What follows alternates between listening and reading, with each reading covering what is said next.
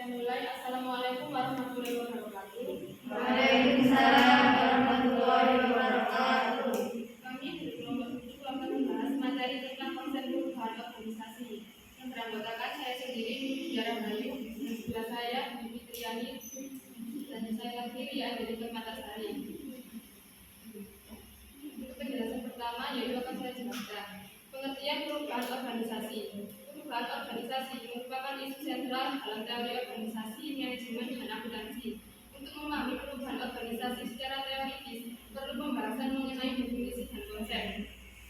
Menurut Kierkegaard, menyatakan berubah itu adalah memilih tindakan yang berbeda dari sebelumnya. Perbedaan itulah yang menghasilkan suatu perbedaan. Jika pilihan hasilnya sama dengan yang sebelumnya, berarti akan memperubah status yang ada. Menurut Robbins, perubahan organisasi adalah tindakan beralihnya suatu organisasi dari kondisi yang berlaku saat ini ke kondisi masa datang yang diinginkan guna meningkatkan efisiensi. Perubahan organisasi ini merupakan perubahan yang berkaitan dengan pengembangan, perbaikan maupun penyesuaian yang meliputi struktur, teknologi, mode kerja maupun sistem manajemen suatu organisasi. Variabel dalam perubahan organisasi ada 4, yaitu tugas, struktur, orang-orang, teknologi. Tujuan perubahan organisasi: 1. Meningkatkan efisiensi dan produktivitas. 2. Meningkatkan kemampuan organisasi dalam menghadapi berbagai faktor yang menyebabkan perubahan organisasi, sehingga organisasi mampu bertahan dan berkembang. 3. Mengadakan penyesuaian sepertinya sehubungan dengan perubahan tersebut. 4. Untuk mengendalikan, khususnya dalam mengendalikan suasana kerja, sehingga anggota organisasi tidak terpengaruhi atas perubahan yang sedang berlangsung. 5. Meningkatkan peran organisasi dalam menghadapi perubahan yang sedang terjadi atau berlangsung. Kepemimpinan untuk perubahan. Kebutuhan akan perubahan dalam organisasi dan perlunya pemimpin yang dapat berhasil mengelola perubahan terus tumbuh. Salah satu gaya kepemimpinan disebut transformasional leadership, khususnya sangat sesuai untuk membawa perubahan. Pemimpin yang menggunakan gaya kepemimpinan transformasional meningkatkan inovasi organisasi secara langsung dengan menciptakan visi dan secara tidak langsung meningkatkan lingkungan yang mendukung eksplorasi, eksperimen, berani mengambil resiko dan berbagai ide. Keberhasilan perubahan hanya dapat terjadi bila karyawan bersedia mencurahkan waktu dan energi yang diperlukan untuk mencapai tujuan serta bertahan terhadap kemungkinan akan stres dan kesulitan. Pemimpin juga membangun komitmen organisasi dengan merangkul karyawan melalui 3 tahapan proses komitmen perubahan, yaitu persiapan, penerimaan, dan komitmen. Agen perubahan. 1. Agen perubahan eksternal. Agen perubahan eksternal merupakan individu dari luar organisasi yang diminta atau ditugaskan untuk memberikan usulan tentang perubahan. Agen perubahan dari luar organisasi memiliki baik keunggulan maupun kelemahan. Keunggulannya adalah orang luar dapat memandang permasalahan lebih objektif dan dapat membawa gagasan baru. Pekerjaan umumnya lebih terbuka terhadap permasalahan dan kesulitan yang dihadapi organisasi, dan mereka lebih percaya akan kemampuan orang luar daripada orang dalam. Kelemahannya adalah agen perubahan dari luar kadangkala sulit menanamkan rasa kepercayaan, dan kurangnya pemahaman mereka terhadap organisasi menyebabkan mereka kurang mampu melihat akar permasalahannya. Mereka cenderung memberikan rekomendasi perubahan yang drastis yang terlalu mengganggu organisasi. Kedua, agen perubahan internal. Agen perubahan internal adalah staf ahli dari dalam organisasi sendiri yang secara khusus dilatih untuk melakukan pengembangan organisasi. Keunggulannya adalah mereka telah memahami organisasi secara mendalam dan dapat mengembangkan hubungan dan kepercayaan yang kadang-kadang diperlukan untuk keberhasilan perubahan.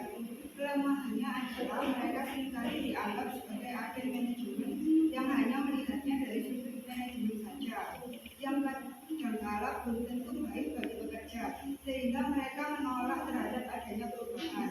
3. Agen perubahan internal dan eksternal. Agen perubahan internal eksternal adalah berusaha memadukan orang-orang dari dalam dan luar organisasi dengan mengambil manfaat atau kelebihan dan mengurangi kelemahan dari agen perubahan internal dan eksternal. Selanjutnya, pendekatan dalam perubahan organisasi. 1. Pendekatan kekuasaan sepihak. Wewenang sepihak dapat dilakukan dalam 3 cara. 1. Dengan dikir. Cara ini dilakukan oleh atasan dengan mengumumkan kepada bawahan tentang perubahan yang dilakukan organisasi dan apa yang diharapkan oleh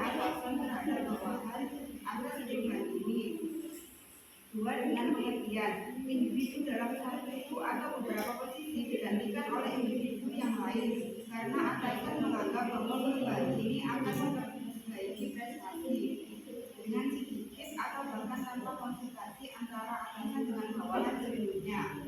3. Dengan struktur, manajer mengubah kebutuhan hubungan dari tugas bawahan di dalam suatu situasi dengan mengurangi suatu lapisan struktur atau dengan memperkenalkan suatu kelompok staf penasehat yang baru. 2. Pendekatan bersama. Pendekatan bersama dibangun dengan asumsi bahwa wewenang ada dalam organisasi, tetapi harus digunakan dengan hati-hati. Jika organisasi memiliki bawahan yang mampu, bawahan dapat memberikan andil untuk mencapai keputusan tentang perubahan yang efektif. Pendekatan ini dilakukan dengan 2 cara. 1. Keputusan kelompok. Anggota kelompok memilih satu alternatif solusi yang ditawarkan atasan. Pendekatan ini tidak melibatkan bawahan dalam mengidentifikasi maupun pemecahan masalah. Untuk mencapai kesepakatan kelompok, dengan cara demikian diharapkan bawahan mereka akan lebih terikat terhadap pelaksanaan karena mereka dilibatkan dalam proses pemecahan masalah tersebut. 2. Pemecahan dalam kelompok. Kelompok menyelesaikan masalah melalui diskusi kelompok. Diskusi dilakukan tidak hanya dalam mengidentifikasi masalah, tetapi juga solusi atas permasalahan tersebut.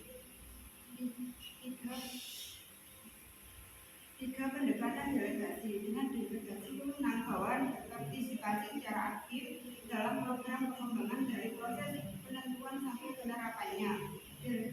Delegasi wewenang meliputi 2 fungsi, yaitu kelompok diskusi dan pelatihan kepekaan. 1. Kelompok diskusi. Atasan dan bawahan mengadakan pertemuan mendiskusikan permasalahan yang ada. Mereka melakukan diagnosis masalah, menganalisis dan mempertimbangkan alternatif solusi. Keterbukaan diasumsikan akan motivasi bawahan untuk menawarkan solusi terhadap permasalahan.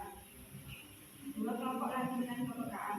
Orang-orang dilatih dalam kelompok diskusi kecil agar lebih sensitif terhadap proses yang mendasari perilaku individu dan kelompok.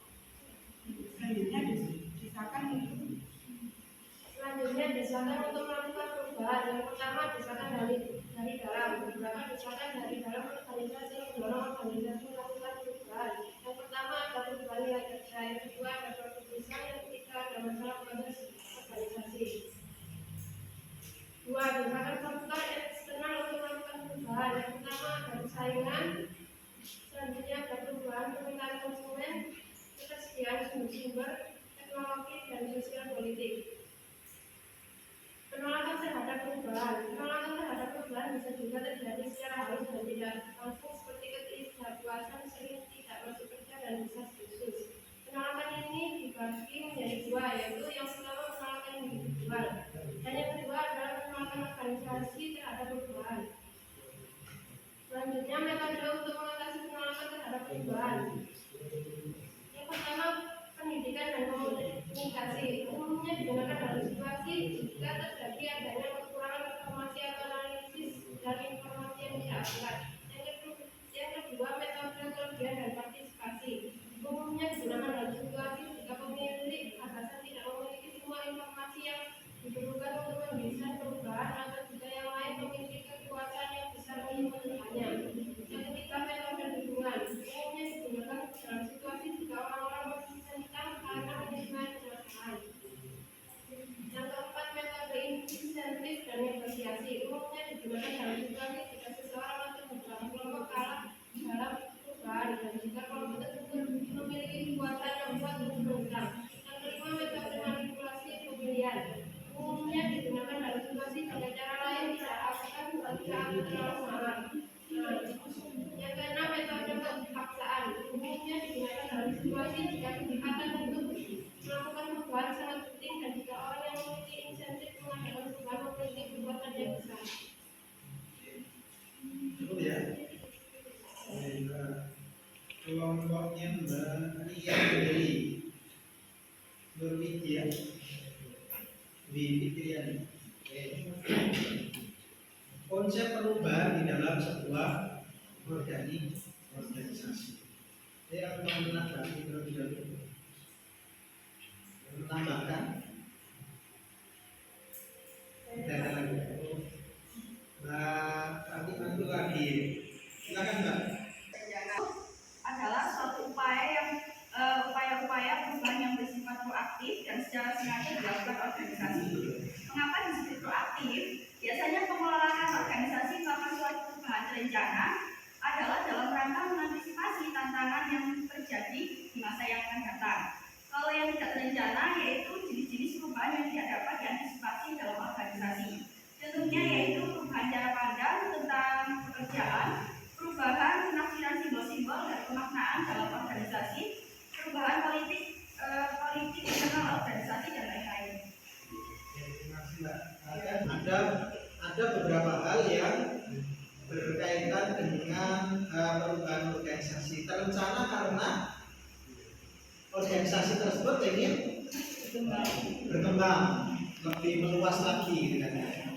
Mungkin pengen punya cabang, pengen lebih menambah, kalau universitas misalnya, universitas pengen menambah prodi, pengen menambah fakultas dan sebagainya. Itu kegiatan organisasi atau perubahan organisasi yang terencana. Karena tidak mungkin kalau di dalam sebuah organisasi kampus kalau akan mendirikan prodi baru atau fakultas baru, kalau tidak direncanakan itu tidak mungkin. Itu salah satu contoh di dalam sebuah perubahan di dalam organisasi. Mungkin tadinya sekolah tinggi ekonomi, gitu ya, STI jadi institut atau berkembang menjadi universitas. Gitu ya. Itu kalau kita melihat salah satu contoh di dalam perubahan atau perkembangan organisasi. Perubahan dari sekolah tinggi menjadi institut atau menjadi universitas, itu ada perubahan. Karena ada kalau syarat-syarat seperti itu harus ada kelengkapannya, harus ada kelengkapan di dalam pemenuhan dokumen-dokumen untuk sekolah tinggi menjadi institut atau menjadi universitas, karena ada aturan yang mengikat gitu.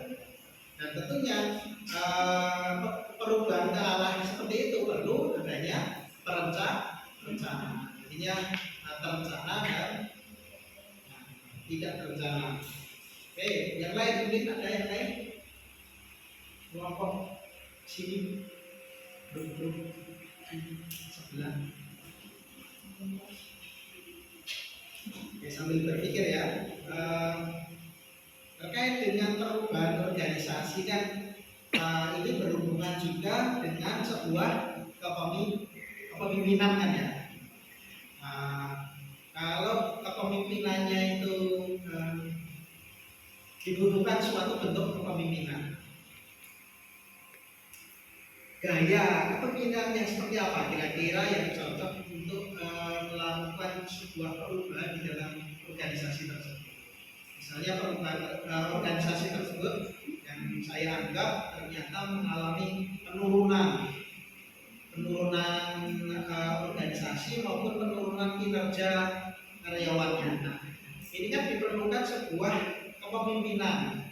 Nah, menurut kalian bagaimana sih tipe gaya kepemimpinan yang seperti itu biar organisasi itu mengalami perubahan yang lebih meningkat lagi atau lebih bagus lagi organisasi.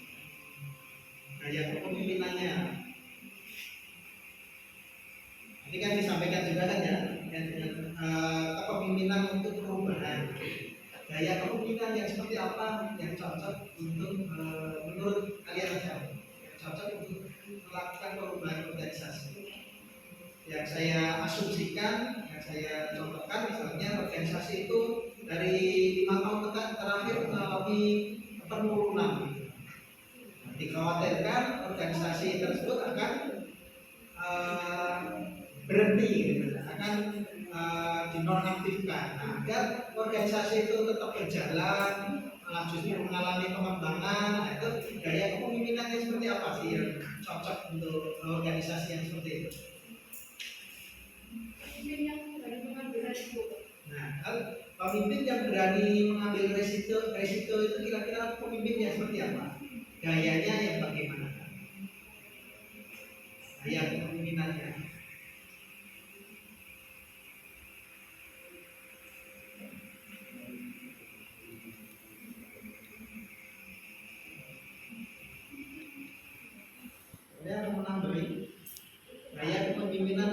tadi kan disampaikan adanya pemimpin yang berani mengambil resiko gitu. Ada kepemimpinan yang secara Transformasional. Transformasional itu ya seperti apa sih? Gaya kepemimpinan transformasional itu suatu gaya yang bisa menciptakan inovasi baru, pemikiran baru gitu ya. Ada lagi?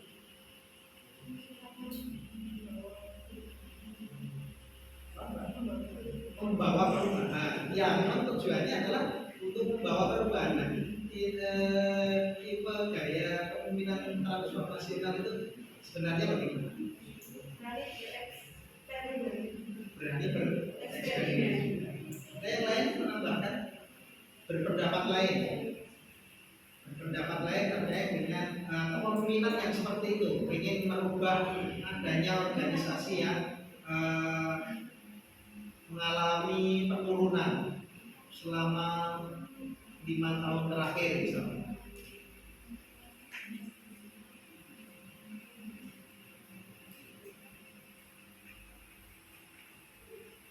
Dan siapa? Kayaknya melirik-lirik. Silakan Mbak. Ini diskusi ya, jadi bisa kita gunakan untuk referensi. Pak, kepemimpinan yang demokrat, karyawan menyampaikan pendapat. Jadi pemimpin itu harus menampung aspirasi dari karyawan. Jadi mengalami penurunan, terus kita mengumpulkan ide-ide gagasan dari semua karyawan kita. Apa sih yang cocok ya organisasi ini kembali berkembang? Ini demokratis itu dia menampung aspirasi gitu. Itu ada penjelasan lain.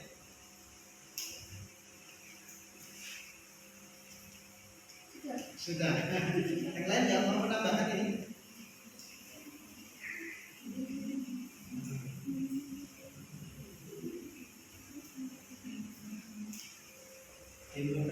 Demokrasi kalau kita melihat Indonesia reformasi demokrasi waktu itu tahun berapa itu adanya perubahan ke demokrasi 1997-98 kan ya, peristiwa negara kita akhirnya apa, menampung dari aspirasi dari suara rakyat itu menjadi prioritas. Nah, itu sesuai apa yang disampaikan Mbak siapa tadi? Dia. Lalu transformasional juga terkait dengan ide gagasan dan berani mengambil risiko. Sepakat semua ini? Iya. Mungkin sebenarnya bisa kita melihat dengan tipe yang lain sih, yang lain. Oke, kita lanjutkan yang materi ini selesai juga. Nah, namun terkadang di dalam perubahan di dalam sebuah organisasi itu ternyata ada penolakan di dalam organisasi itu sendiri. Ada penolakan dari karyawan kita, pegawai kita. Nah, bagaimana kita mengantisipasi ataupun biar perubahan itu juga dapat berjalan dengan adanya penolakan. Mungkin adanya penolakan itu karena karyawan pegawai di dalam organisasi tersebut merasa nyaman, berada di zona nyaman gitu. Tapi di dalam sebuah perusahaan itu atau organisasi tersebut ingin mengalami perubahan atau ingin meningkatkan sebuah organisasinya. Dikhawatirkan organisasi tersebut, karyawannya mengkhawatirkan ketika nanti perubahan atau meningkatkan organisasinya itu beban kerjanya akan semakin meningkat, sehingga karyawan atau pegawai itu melakukan penolakan terkait dengan perubahan. Terkadang kan seperti itu kan ya, wes enak nyonyae, wes enak. Tapi akhirnya apa? Ya organisasi tersebut kalau seperti itu, karena kita itu ini ya, organisasi perubahan zaman itu kan apa ya, berlangsung terus gitu. Ya organisasi-organisasi tersebut akan mengalami penurunan atau tertinggal gitu. Akhirnya apa kalau merasa seperti itu, akhirnya organisasinya bisa hilang atau akhirnya gulung tikar. Nah, dengan kondisi tersebut bagaimana mengatasi penolakan di dalam organisasi atau karyawan tersebut agar organisasi tersebut tetap berjalan, meningkatkan karena ada penolakan.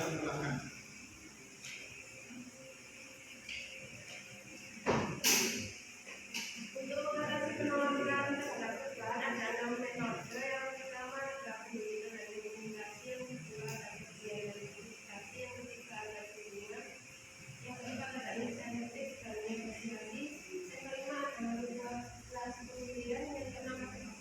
Jadi yang terpenting apa sih Pak ketika ada penolakan perubahan di dalam sebuah organisasi? Yang terpenting apa? Yang lain penambahan? Yang terpenting ketika di dalam organisasi itu ada penolakan itu apa? Melakukan komunikasi. Kenapa sih ketika terjadi penolakan itu perlu adanya komunikasi? Ini kan yang terpenting itu di dalam sebuah organisasi ketika terjadi penolakan antara karyawan, pegawai dengan pimpinan atau inisiatornya gitu kan ya. Itu adalah melakukan komunikasi. Kenapa sih dengan komunikasi ini? Karena tentunya di dalam inisiator perubahan organisasi itu dia mempunyai gagasan atau tujuan yang jelas kan ya. Dengan menyampaikan tujuan atau gagasan yang akan dilakukan untuk perubahan tersebut, pegawai dan karyawan itu akan bisa memahami. Dengan melakukan komunikasi itu akan karyawan akan memahami. Tetapi kalau tidak melakukan pendekatan komunikasi, tiba-tiba ngajak perubahan, nah itu terkadang ya terjadi seperti itu, terjadi penolakan. Karena apa? Karena karyawannya sudah merasa nyaman, gitu. Gajinya sudah merasa cukup, misalnya segini sudah sesuai UMK, UMR, gitu. Apalagi sudah sesuai UMR dan UMK, gitu. Sudah merasa nyaman. Rumah juga kebanyakan sudah banyak yang memiliki rumah sendiri. Akhirnya apa? Yaitu untuk perubahan itu akhirnya banyak yang melakukan. Tapi kalau kita jelas tujuannya jelas dari perubahan organisasi itu, dengan kita melakukan komunikasi tentunya akan diterima oleh pegawai maupun karyawan. Jadi tadi ada 6 katanya ya, ada 6 metode di dalam perubahan organisasi. Tetapi yang terpenting kita adalah di dalam sebuah organisasi ketika melakukan perubahan itu adalah komunikasi. Kalau pendidikan itu ya karena metode ketika kita mau melakukan perubahan dengan pendidikan, misalnya dulu kalau kita melihat organisasi kampus lagi gitu kan ya, dulu dosen itu boleh S1 gitu. Dulu boleh S1. Seiring perkembangan zaman sesuai dengan aturan pemerintah juga, itu sudah tidak berlaku S1 ngajar mahasiswa. Nah ini dengan adanya pendidikan maka itu juga akan bisa meningkatkan perubahan organisasi. Itu terkait dengan metode melakukan pendidikan. Nah akhirnya apa? Organisasi yang mempunyai prestasi, terlihat kecerdasan dan kepintarannya gitu kan. Dibiayai untuk melanjutkan studi lanjut. Ini metode untuk melakukan perubahan melalui pendidikan. Ada juga tadi disampaikan perubahan itu juga memberikan insentif. Ini terkait dengan perubahan ini, misalnya ada lembur pekerjaan, tambahin bonusnya,